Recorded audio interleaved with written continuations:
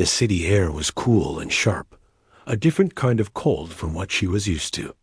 Here, the chill seemed to rush between the tall buildings, chasing itself down the streets. She pulled her thin coat tighter, the wool worn soft at the elbows. The folder in her hand felt heavy, though it only held a single sheet of paper and a few fading certificates. It was her resume, a document that felt more like a story with several important chapters ripped out. She stopped in front of the restaurant. The Gilded Stein. The name was written in elegant, curling letters on the window. Through the glass, she could see a warm, golden light, white tablecloths, and the soft glow of small lamps on each table. It looked expensive and quiet, a place where people spoke in murmurs, not shouts. For a moment, she almost turned around. Her shoes, clean but old, didn't feel like they belonged on that polished floor. But the notice in the window was clear. Server wanted, evening shifts. Apply within. Taking a breath that did little to calm the flutter in her stomach, she pushed the door open. A little bell jingled above her. The smell hit her immediately: rich coffee, roasting meat, the warm, sweet scent of baking bread. It was a good smell, a busy smell. A man in a crisp white shirt and black vest looked up from a ledger at a small host stand. He had glasses perched on his nose, and a frown that seemed permanently etched between his eyebrows. "Can I help you?" he asked, his voice not rude, but not welcoming either. It was the voice of a busy man. "I'm here about the server position," she said.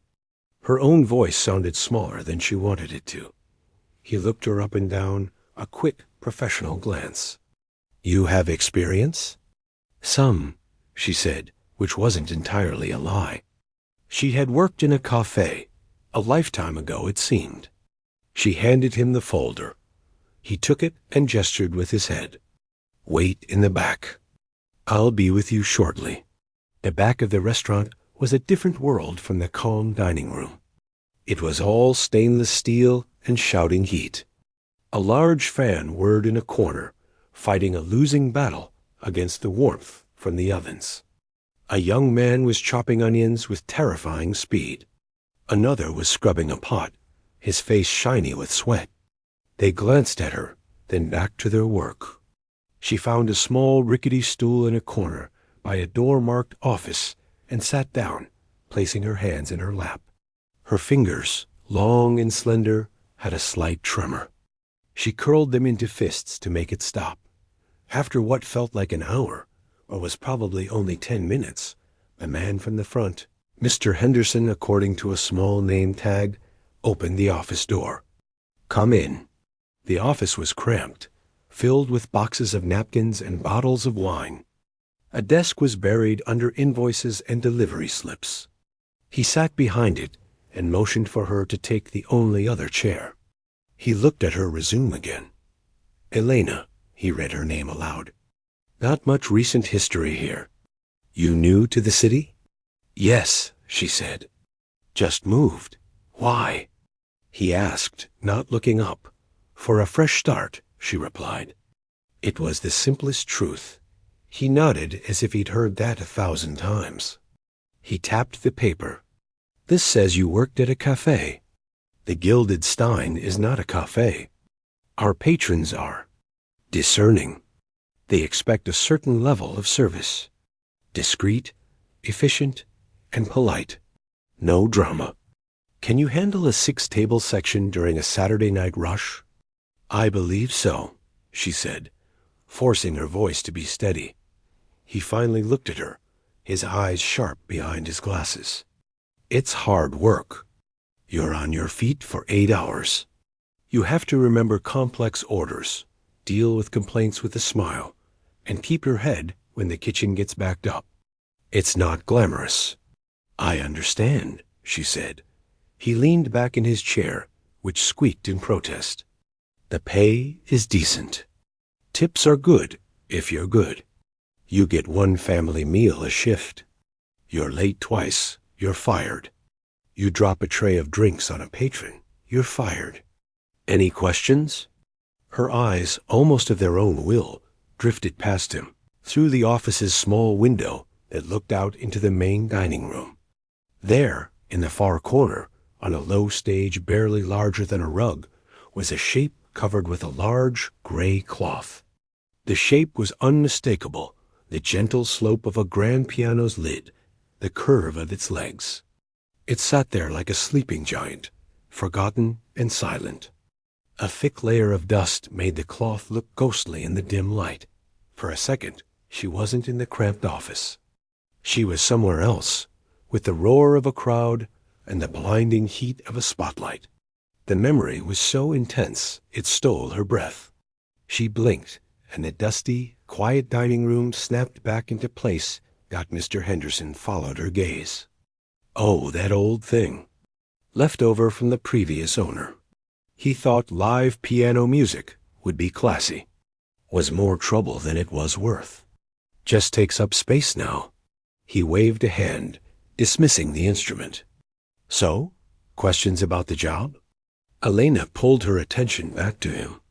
She looked at his impatient face, at the boxes of supplies, at the practical, demanding world of this restaurant.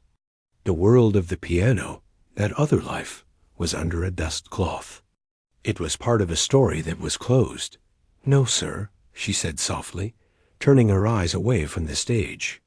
No questions. Good, he said, standing up. You can start tomorrow. 5 o'clock. Don't be late. Black pants, white shirt, comfortable black shoes. We'll provide the apron. Thank you, she said, standing as well. He was already looking back at his papers, the interview clearly over.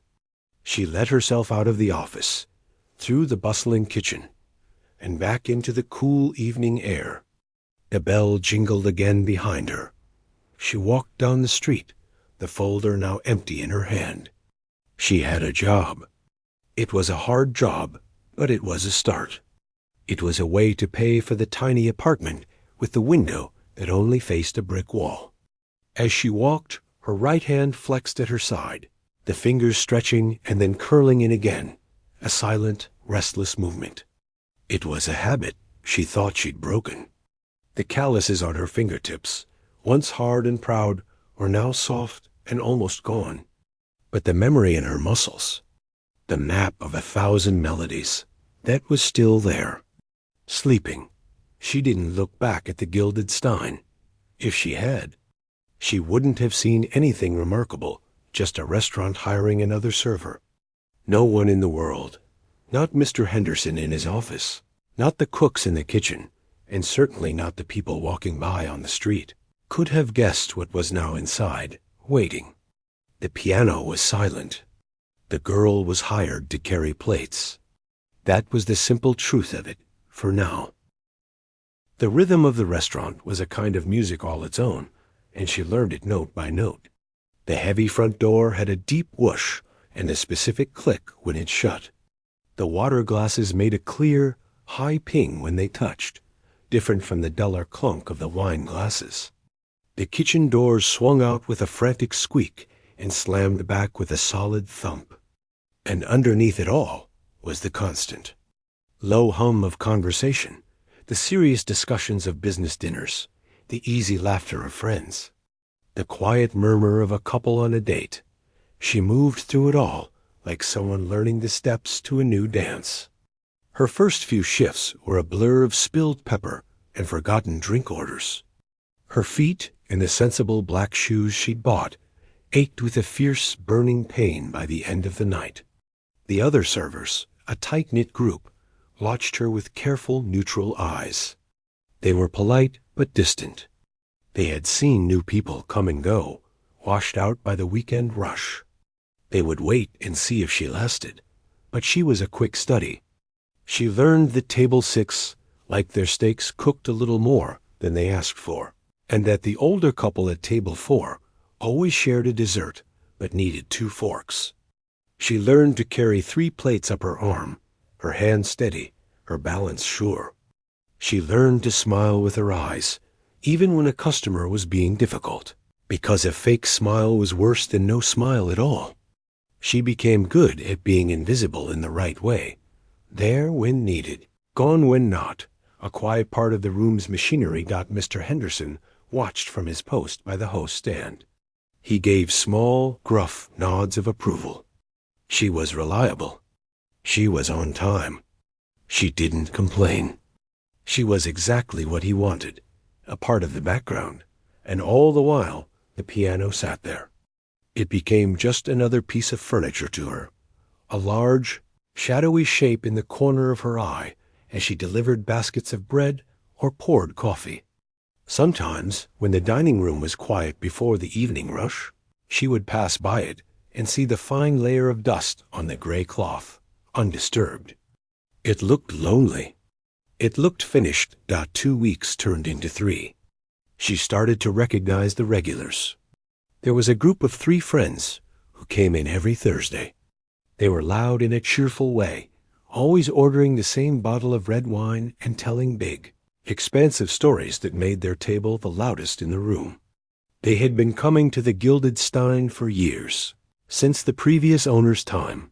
One rainy Thursday, they were at their usual table. She was refilling their water glasses when one of them, a man with a kind face and a booming voice, pointed his fork toward the corner. "I tell you, Henderson," he called out across the room, "this place hasn't been the same since old Leo stopped tickling the ivories. Remember that? A little music? It gave the place some soul." Mr. Henderson, who was totaling a bill at the register, gave a tight smile. "Music costs money, gentlemen. And trouble. Musicians are never on time." "Ah, but it was nice." Another of the friends chimed in. Just some background noise. Something to fill the silence between the bites. The third friend joined, nodding. "Yeah, it's all just chewing and clinking in here now. Where's the atmosphere?" A few other diners at nearby tables looked up, mildly interested in the exchange. Mr. Henderson's smile became even tighter, a thin line on his face. He didn't like his routine being interrupted. He didn't like being called out in the middle of his dining room. He wanted these good customers happy, but he also wanted the quiet, efficient system he had built. She finished pouring the water and stepped back, melting toward the kitchen doors. "Look at it," the first friend said, his voice full of theatrical sadness. "A beautiful instrument, dying of loneliness under a sheet. It's a crime, Henderson. A crime." A light ripple of laughter went through the nearby tables. Mr. Henderson's ears turned a little pink. He held up his hands, a gesture of surrender. All right. You've made your point." He turned slightly, his eyes scanning the restaurant. They passed over the bartender polishing a glass, the busboy stacking plates, and then landed on his staff. His servers, standing attentively at their stations. In a voice that was half joking, half exasperated, he addressed the room. "Well, does anyone here even play? Can anyone here save me from these critics and make that dusty old thing sing?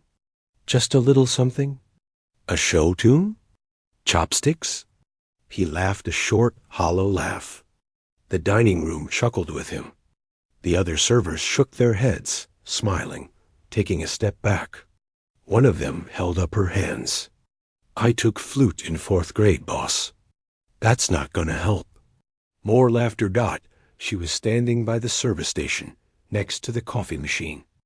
Her heart, which had been beating its normal, tired rhythm after a long shift, suddenly started to slam against her ribs. It was so loud she was sure everyone could hear it. Her palms, dry a moment before, were now damp. She looked at the covered piano. It wasn't a piece of furniture anymore. It was a door, and it was cracking open. Mr. Henderson was about to shrug and turn back to the register, making a joke about the sad state of musical education. The moment was about to pass, and then a voice, quiet but clear, cut through the gentle laughter.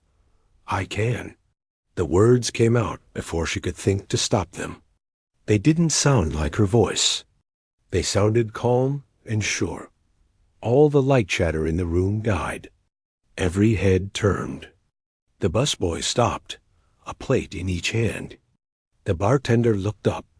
The three friends at the table leaned forward, their faces bright with surprise and delight. Mr. Henderson blinked, peering over his glasses. He had almost forgotten she was there. "You?" he said. "You play?" She nodded, just once. Her throat felt too tight for more words. He stared at her for a second, then sighed, a puff of air that seemed to say, "Well, I've brought this on myself." He waved a hand toward the stage. "All right, then. Let's hear it. Give us a tune. Something nice for digestion." A few people clapped politely, encouragingly. She felt her legs move. They carried her from the safety of the service station, across the patterned carpet of the dining room. The eyes of the entire restaurant were on her back. It was a physical feeling, a weight. She passed the table of the three friends. One of them gave her a warm, encouraging wink. She reached the small stage. The dust cloth was heavier than it looked. She took a corner of it and pulled. It slid off with a soft, whispering sound, releasing a cloud of dust motes that danced in the golden lamplight. Underneath was a beautiful, old grand piano. Its dark wood was scratched in places, but it still gleamed with a deep, warm shine. The keys, ivory and ebony, were waiting. She placed her hand on the cool, smooth wood of the piano's side. For a second, she just stood there, her head down. The room was utterly silent. They were waiting for a little background music. A pleasant tune. She untied her server's apron. The strings came loose, and she folded the black cloth neatly, placing it on a nearby chair. It was a simple action, but it felt like she was taking off a costume. She slid onto the piano bench. It creaked. She adjusted its height, a movement her body remembered from 10,000 other times. She opened the fallboard, revealing the full length of the keyboard. She let her hands rest in her lap for a moment. She could see the faint, old calluses on her fingertips, almost gone. She took a slow, deep breath and let it out. Then she placed her hands on the keys. The first contact was a shock. It was cool and solid and real. It was a feeling she had tried to forget. She pressed down on a single key, middle C. The note rang out, pure and strong, in the silent room. It wasn't a tinny sound. It was rich and full. The piano was out of tune, but only slightly. It had a character, a voice. She didn't play chopsticks. She didn't play a show tune. Her shoulders relaxed. Her back straightened. And she began to play. It was a piece by Chopin. A nocturne. It started softly, a gentle wandering melody that sounded like a question in the dark. Her left hand laid down a deep, comforting harmony, like a heartbeat, while her right hand traced the melancholy tune. The music wasn't loud, but it filled every corner of the room. It flowed over the white tablecloths, around the wine glasses, and into the spaces between the people. At the table of the three friends, all smiles vanished. Their faces softened into looks of quiet wonder. One of them slowly put down his wine glass, not taking his eyes off her. A couple who had been arguing in low whispers stopped. They listened, their anger forgotten, their hands drifting closer together on the tablecloth. The busboy stood absolutely still, the plates forgotten in his hands. Mr. Henderson, behind the host's stand, slowly took off his glasses. He didn't blink. He just stared. She played. She didn't see them anymore. She was somewhere else. The music was sad, but it was also strong. It had loneliness in it, but also a fierce, stubborn hope. Her fingers, which had been so careful with trays and coffee pots, now flew and danced and whispered over the keys. They remembered everything. They told the story of the years of practice, the dreams, the fear, the silence. As the last, lingering note faded into the air, she kept her head bowed, her hands resting softly on the keys. The vibration of the final chord hummed in the wood, then settled into stillness. For a long moment, there was nothing. No sound at all. No clinking, no chewing, no whispers. Then one person began to clap, then another, and then the entire room erupted. It wasn't polite applause. It was loud and hearty and real. People were smiling. Some had tears in their eyes. The three friends were on their feet, clapping the hardest, their faces beaming. She looked up, startled, as if waking from a deep sleep. The sound of the applause washed over her. She saw their faces all turned toward her, full of a warmth she hadn't seen directed at her in a very long time. She looked down at her hands, then back at the piano. The dust was gone. The door was open. And she was, for the first time in years, completely and utterly seen. The applause finally faded, leaving a buzzing quiet in its place. She sat on the bench for a second longer, the wood solid under her, the smooth keys cool beneath her fingertips. The feeling was foreign and familiar, all at once. The lights of the dining room seemed brighter, the faces looking at her too sharp. Her heart was still beating that frantic rhythm from before she played, but now it was mixed with something else. A shaky, thin thread of warmth. Mr. Henderson cleared his throat. The sound cut through the silence. She turned to see him walking toward the small stage, his steps careful. He stopped a few feet away, his hands clasped in front of him. He looked at her, then at the piano, then back at her, as if trying to fit the two things together in his mind. "Well?" he said, and his voice was different. The usual gruffness was sanded down, replaced by a tone of pure surprise. That was something else. He didn't seem to know what else to say. He gave a small, awkward nod, then turned to the room. "All right, everyone. Show's over. Let's let the lady get back to her tables." He said it like he was doing her a favor, giving her an escape. She stood up, her legs feeling a little unsteady. The movement broke the spell. The diners went back to their conversations, but the sound was different now. It was a low, excited hum. People were leaning across tables, talking in animated whispers, glancing her way. As she walked back to the service station to retrieve her apron, a man at a table she passed reached out gently. "That was beautiful," he said, his voice sincere. "Truly." She managed a small, tight smile. "Thank you." At the service station, the other servers were gathered. They didn't say anything at first. They just looked at her. The woman who had joked about the flute raised her eyebrows, a slow smile spreading on her face. "Girl," she said quietly, "where did that come from?" She just shook her head, tying her apron back around her waist. The black cloth felt different now. It felt like a costume she was putting back on. The rest of her shift was a blur. Every time she approached a table, the customers would smile at her in a new way. They asked for their orders, but then they would say, "Will you be playing again later?" Or, "You have a real gift." She answered politely, focusing on the work. But inside, she felt raw, like a layer of skin had been peeled away. The music had been a part of her she had locked in a box and buried. Playing it, even for just a few minutes, had broken the lock. Now all the feelings she had packed away were stirring, and it was unsettling. The next day, when she arrived for her shift, things had already changed. Mr. Henderson was waiting for her just inside the kitchen doors. He had a folded piece of paper in his hand. "About last night?" he started, then paused. He wasn't a man built for delicate conversations. "People are talking. I've had calls.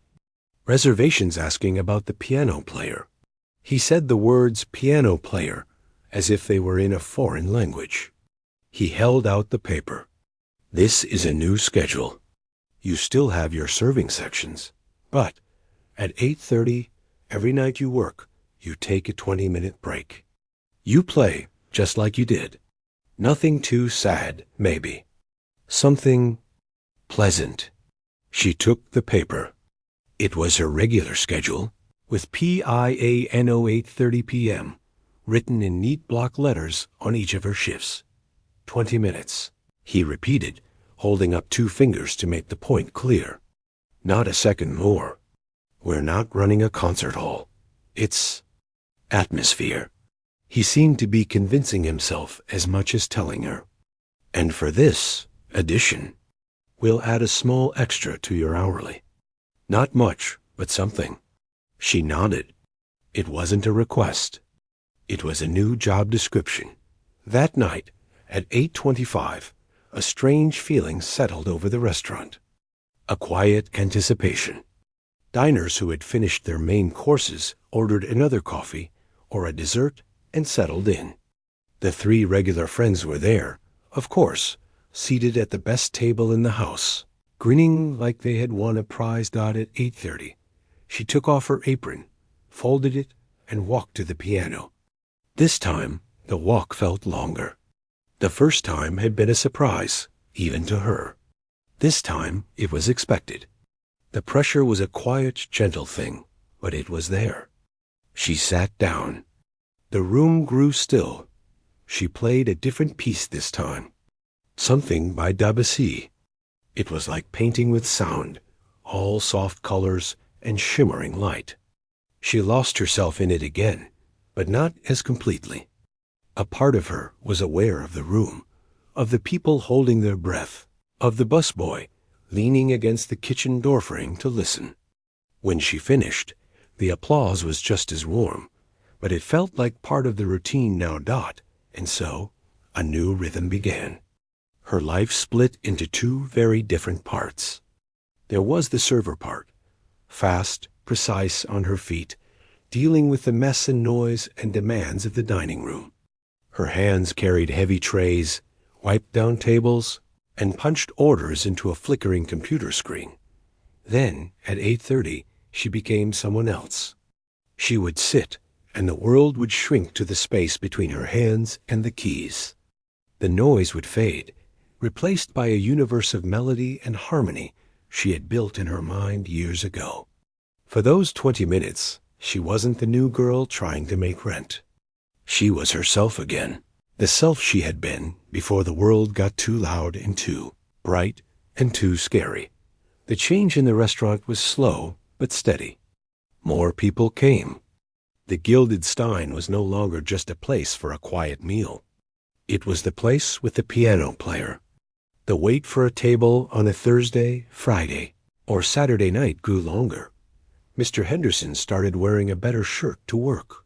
He even smiled sometimes, a stiff, unpracticed movement of his lips.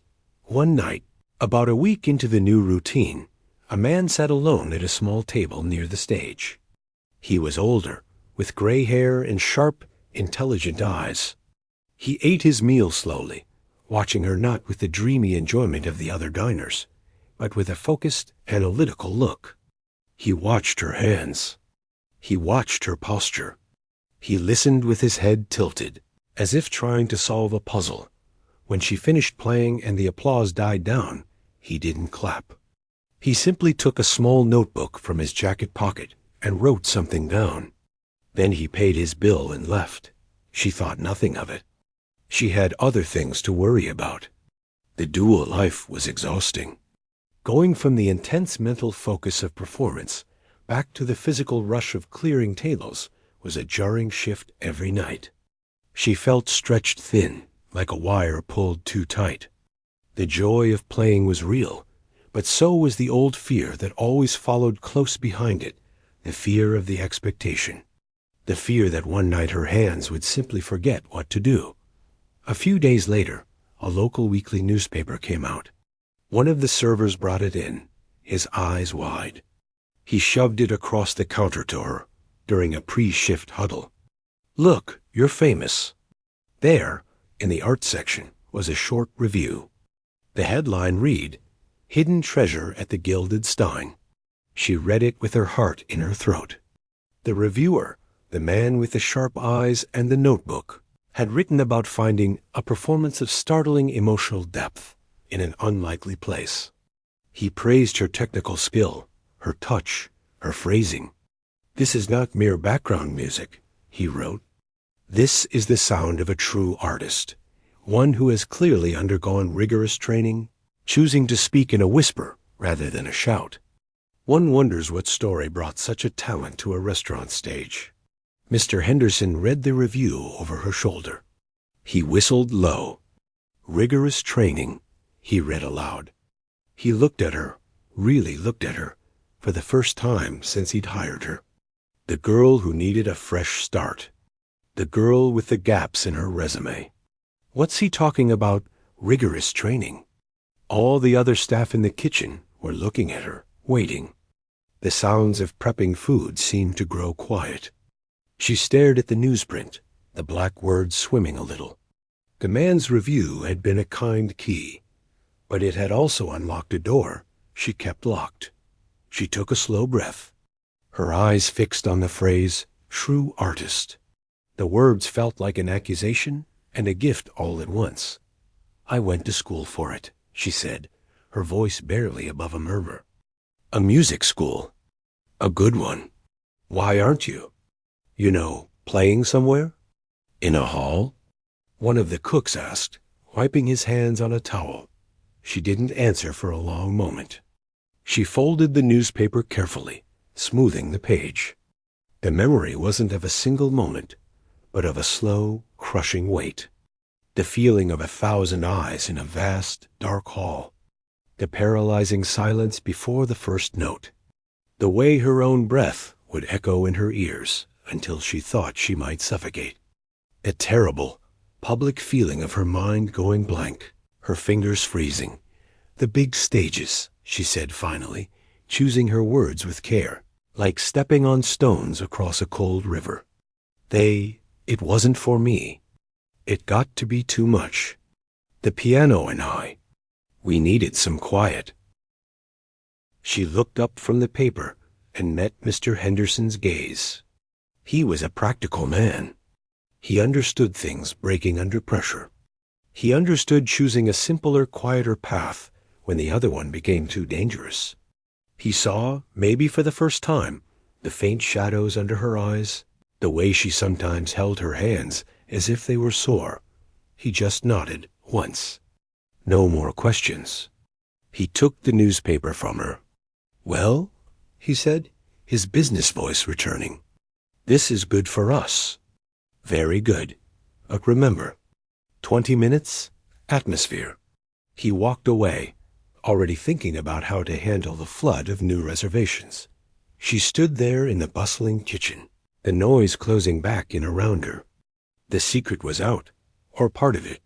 She wasn't just a server who could play. She was a pianist who was serving. The two worlds she had been keeping carefully apart were now colliding.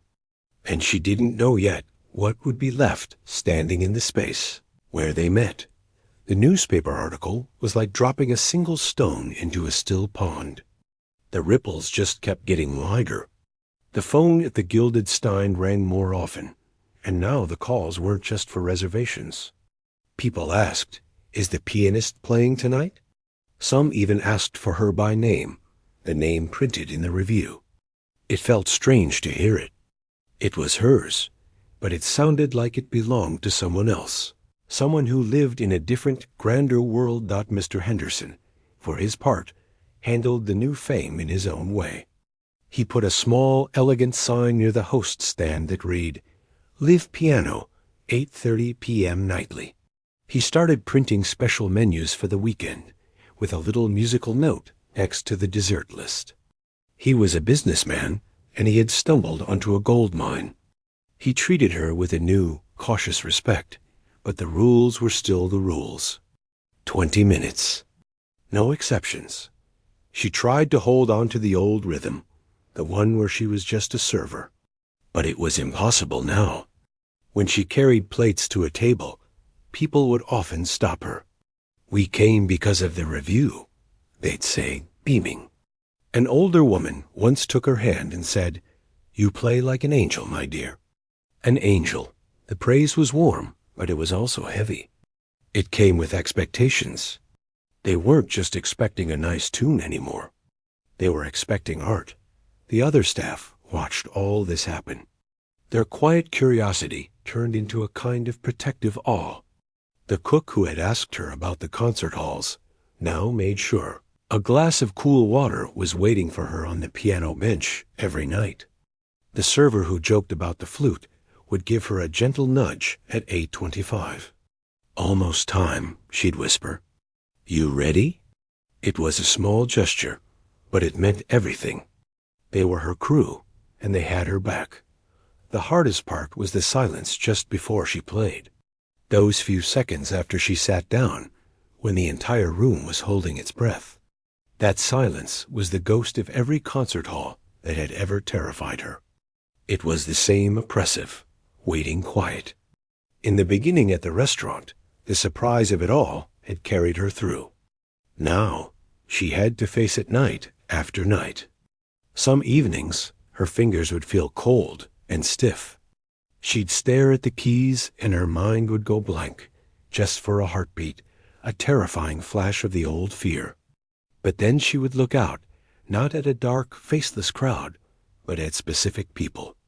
She'd see the 3 regular friends, smiling encouragingly. She'd see a couple holding hands, their faces soft in the candlelight. She'd see Mr. Henderson, pretending to look at a reservation book, but standing perfectly still, listening. This was not a crowd she had to conquer. This was a room full of people who were already on her side.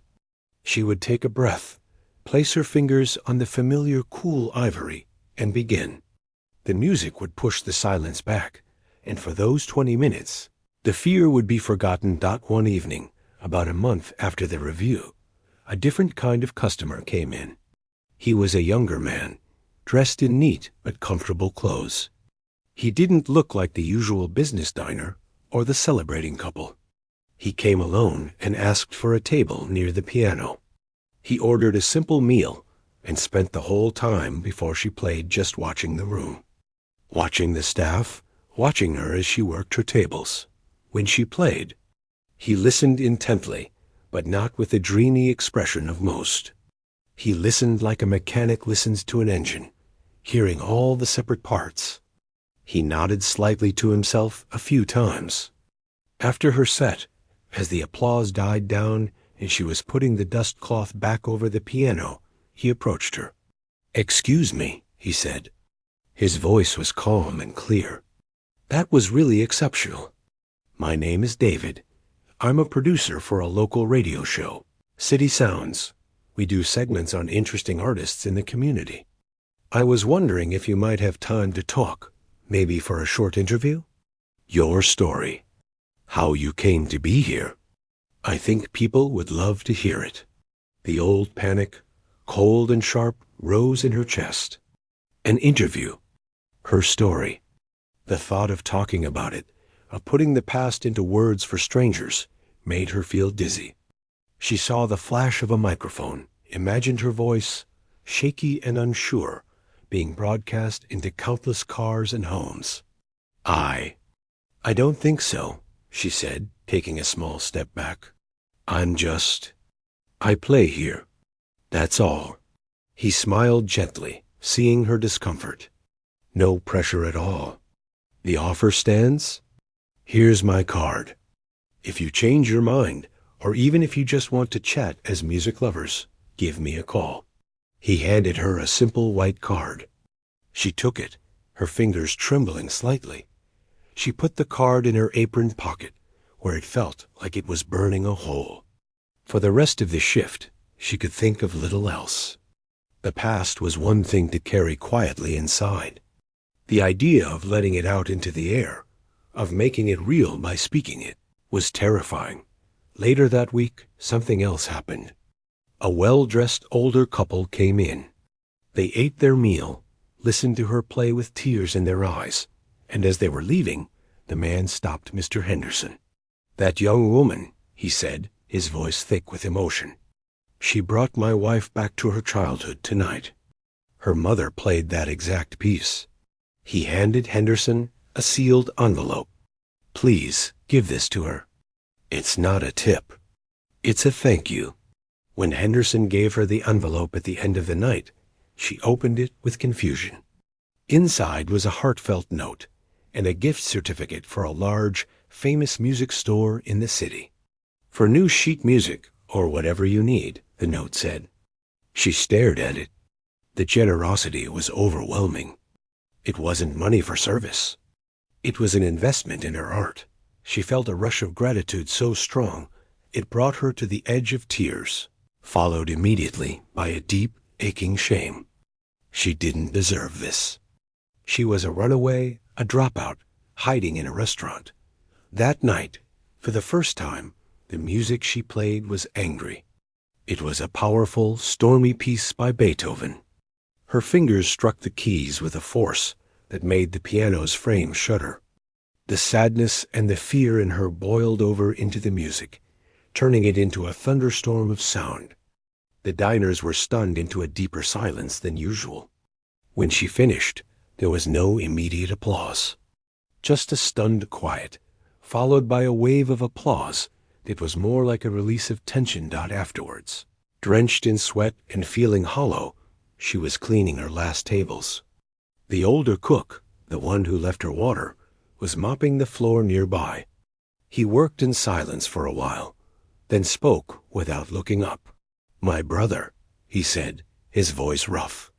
He was a carpenter, a real artist with wood, made furniture so beautiful it made your heart hurt.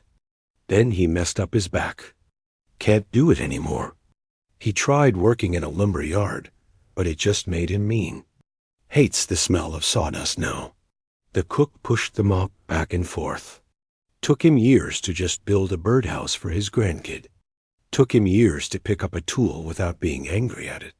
He stopped mopping and finally looked at her. His eyes were kind. "You don't have to be happy about it. What happened to you? It's okay to be mad at it. The piano, the music. It didn't do anything wrong. But what happened around it? That can make you mad." He gave a single nod, as if that settled everything, and went back to mopping. His words sat with her all the way home. He was right. She wasn't angry at the piano. She was angry at the fear. She was angry at the version of herself that had broken.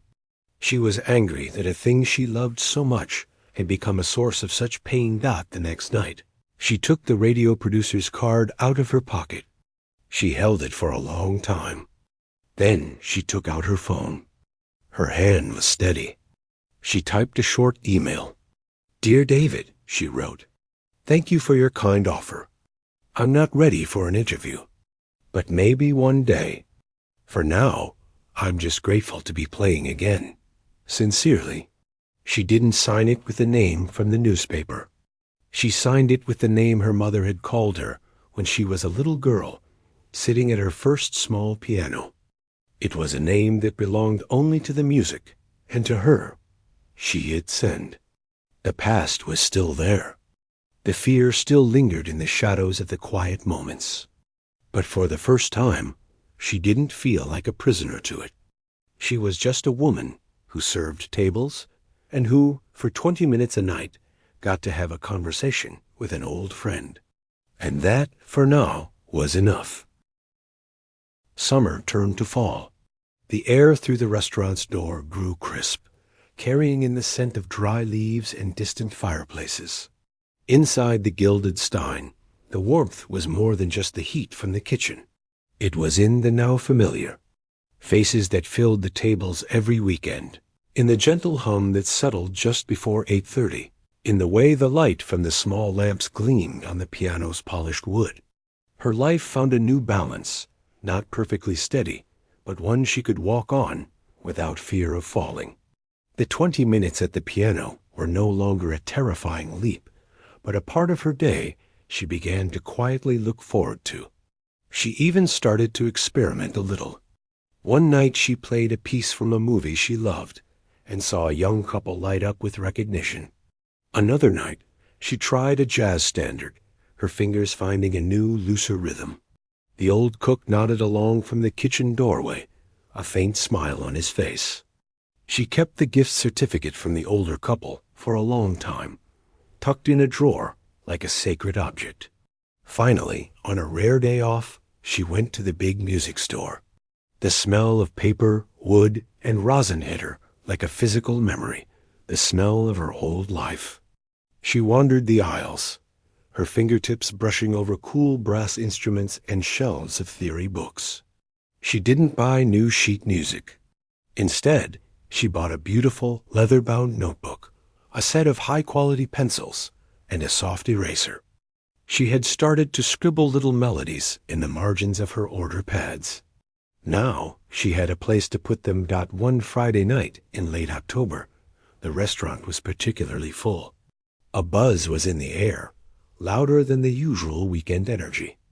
At a corner table, a man sat alone. He was older, with silver hair and a kind, watchful face. He had come in early, eaten slowly, and listened to her set with an expression of deep, quiet concentration. He didn't look like a critic. He looked like a teacher.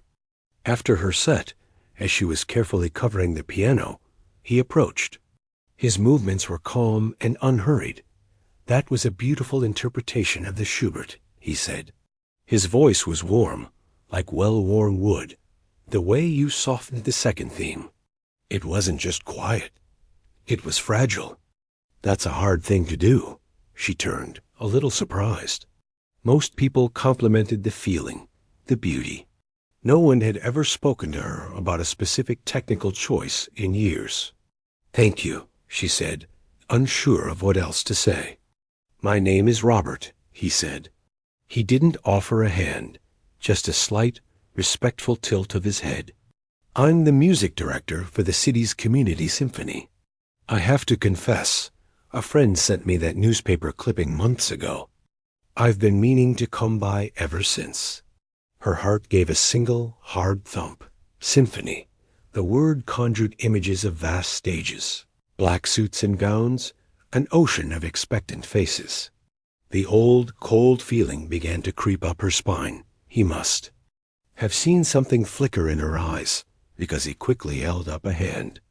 "I'm not here to offer you an audition. I've already heard you play, several times, from the back." He gave a small, almost sheepish smile. "I've been that man in the corner a few Fridays now." She blinked. She hadn't noticed him. He had blended into the warm tapestry of the room. "What you have," he continued, his gaze direct but gentle, "isn't just skill. Many people have skill. What you have is a conversation. You speak to the people in this room. You make a crowded restaurant feel intimate. That is a rare gift." She looked down at her hands, calloused again from the nightly practice, but in a new way. These were stronger, more resilient hands. "I just play what I feel," she said softly. "Exactly," he said, his voice firm with conviction. "That is the entire point, and that is why I'm here." He paused, choosing his words carefully.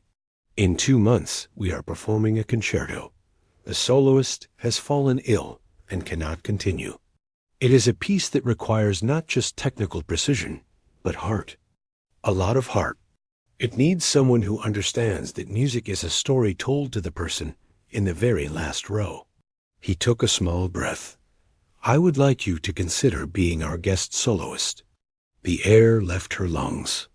The noise of the restaurant, the clatter of plates, the laughter, the hiss of the coffee machine seemed to warp and fade, replaced by a high-pitched ringing in her ears.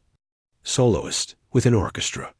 A hall full of people, all there to listen to her. The nightmare she had run from was being offered to her politely on a silver platter.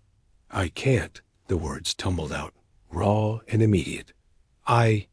That world. The stage, I left it for a reason. It's too much." He nodded, as if he had expected this. "I understand fear," he said. "Every good musician does. But let me ask you this.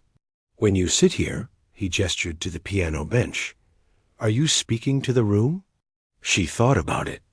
She thought of the 3 regulars, of the couples, of the tired busboy who always stopped to listen. "Yes," she whispered, "a concert hall is just a bigger room," he said gently. "Yes, the lights are brighter. Yes, there are more people. But they are just people. They come for the same reason the people here come to be spoken to feel something." He leaned in slightly. "And you would not be alone. You would have 70 people behind you. A whole community of musicians, breathing with you, supporting you. You would be the voice, but the orchestra. It would be your foundation, your safety net." He reached into his jacket and pulled out a simple white envelope. "This is the information. The piece, the rehearsal schedule. There is no pressure, no expectations. Just think about it. Come to a rehearsal. If you like, just sit and listen. See how it feels." He placed the envelope on the edge of the piano. "What you have built here is wonderful. It is real and it is honest. But sometimes a voice that learns to speak in a whisper discovers it has something important to say in a stronger tone. The choice, of course, is entirely yours." With another slight nod, he turned and walked out of the restaurant. Melting into the night dot, she stood there for a long time, staring at the envelope. It looked innocent, but it felt like it weighed 100 pounds. She finished her closing duties in a daze. She didn't tell anyone, not even the other servers who asked if she was feeling okay. For a week. The envelope sat on her small kitchen table. She would pass it, ignore it, pick it up, put it down. She took out the papers inside. It was a piano concerto, one she had loved as a student, but had never dared to dream of performing. The music was complex, passionate, soaring. It was a mountain. Finally, on her next day off, she did something she hadn't done in years. She put on her coat and took a bus across town. She found the community concert hall. It was a handsome old building, not the terrifying glass and steel arena of her nightmares. She slipped inside through a side door, following the sound of instruments tuning. The rehearsal was already in progress. She stood in the shadowy wings of the stage, unseen. There was the orchestra, not a faceless mass, but individuals, an older woman coaxing a melody from a cello, a young man wiping sweat from his brow as he played the trumpet, the conductor, Robert, speaking in a calm, encouraging voice. They worked through a difficult passage, stopping, starting, talking. It wasn't a perfect, intimidating machine. It was a group of people working together. It was messy and human and alive. Robert raised his baton, and they began the very concerto he had offered her. The music swelled, filling the hall. It was powerful, but it was also welcoming. She listened, and for the first time, she didn't imagine herself alone under a blinding light. She imagined herself as a part of that sound, her piano a single voice woven into a magnificent tapestry of others. She left before anyone saw her. She walked all the way home, the autumn wind sharp on her face. Her mind was a riot of fear and a strange, fluttering hope. That night at work, everything was the same. The orders, the smells, the 3 regular friends waving as they came in. At 8:30, she took off her apron and walked to the piano. She sat down. The room grew quiet. She looked out at the faces, at Mr. Henderson pretending not to watch, at the cook in the doorway. This was her room. These were her people. She placed her hands on the keys. But tonight, she didn't play a piece by Chopin or Debussy. She played the opening notes of the concerto. Just the first few bars, the pianist's lonely, questioning entrance before the orchestra joins in. The melody hung in the air of the restaurant, bold and unfamiliar and full of longing. A few people looked up, curious. The 3 regulars exchanged a glance, sensing something different. She let the last note fade. Then she went back to the familiar, to a gentle nocturne. But something had shifted. A door inside her, one she had kept locked and bolted, was now just Slightly ajar dot after her shift. As she was leaving, Mr. Henderson called her over. He had a look on his face she couldn't quite read. "That first thing you played tonight," he said, his voice uncharacteristically soft. "That was new. It was big." She met his gaze. "It's a piece I'm thinking about learning," she said. "It might take me somewhere louder for a little while." He studied her for a long moment. He saw the server he'd hired, the girl who had been afraid of her own shadow. He saw the woman who now held his dining room in the palm of her hand every night. He gave a slow, understanding nod. "Well," he said, clearing his throat, the business returning to his tone. "Just remember your sections still need covering. And 20 minutes is 20 minutes. Atmosphere." But the corner of his mouth twitched, almost into something like a smile. She walked out into the cold night, the envelope with the concerto.